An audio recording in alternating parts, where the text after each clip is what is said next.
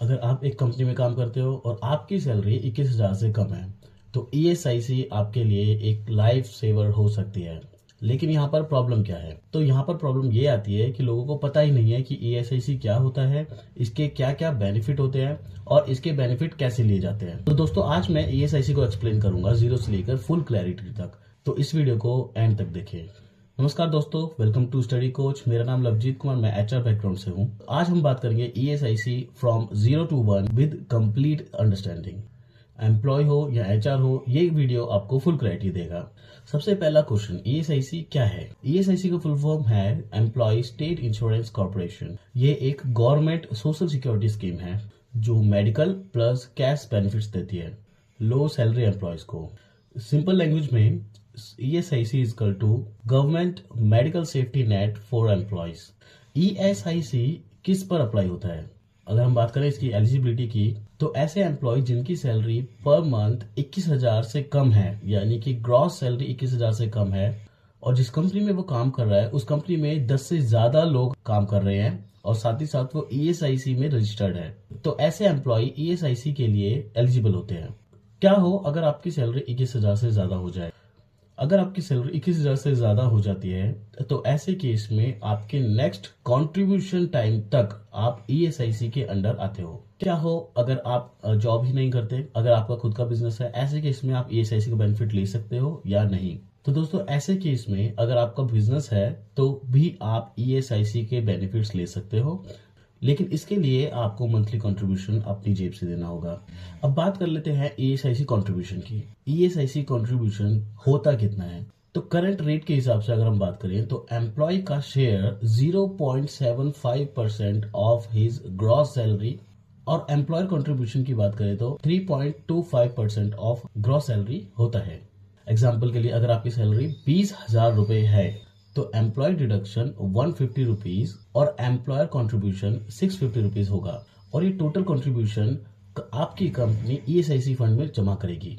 अब बहुत ही important part पे चलते हैं, आखिर ईएसआईसी के बेनिफिट कौन कौन से होते हैं? तो ये बहुत ही ज्यादा इंपॉर्टेंट है, इस पॉइंट को बहुत ध्यान से समझे।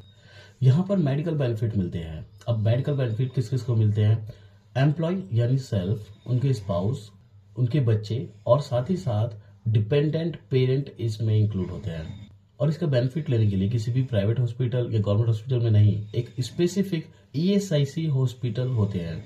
सिक लीव बेनिफिट, अगर डॉक्टर इलनेस को सर्टिफाई करता है तो ऐसे केस में आपके लीव का कंपनसेशन भी ईएसआईसी देती है।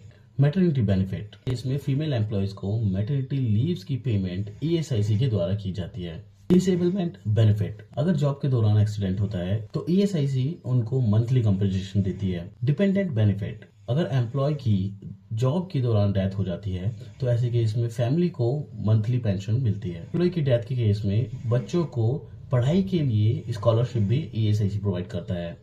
अब समझते हैं आखिर ये ईएसआईसी कार्ड बनेगा कैसे।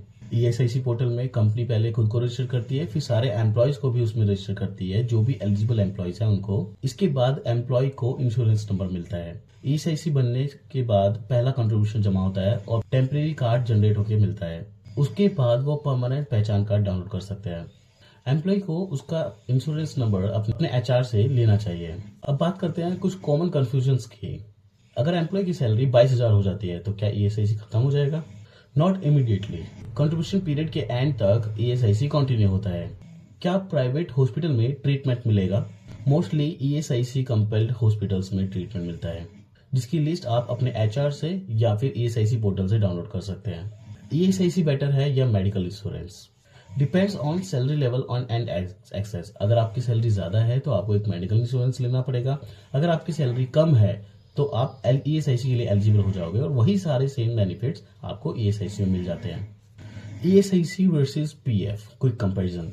बात करते हैं ईएसआईसी की, तो ईएसआईसी एक मेडिकल इंश्योरेंस है जबकि पीएफ एक रिटायरमेंट सेविंग्स प्लान है। ईएसआईसी में सैलरी लिमिट एप्लीकेबल होती है जबकि पीएफ में सैलरी की कोई अपर लिमिट नहीं है।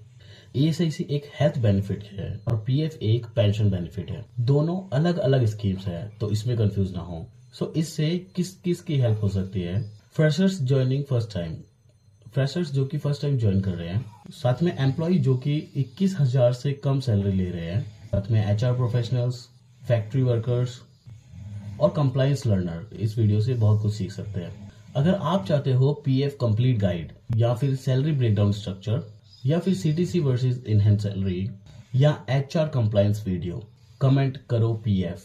साथ ही साथ अगर ये वीडियो पसंद आए तो इसको लाइक करें और शेयर करें अपने सभी फ्रेंड्स को और सब्सक्राइब करें स्टडी कोच चैनल को। अभी के लिए इतना ही। जय हिंद, वंदे मातरम।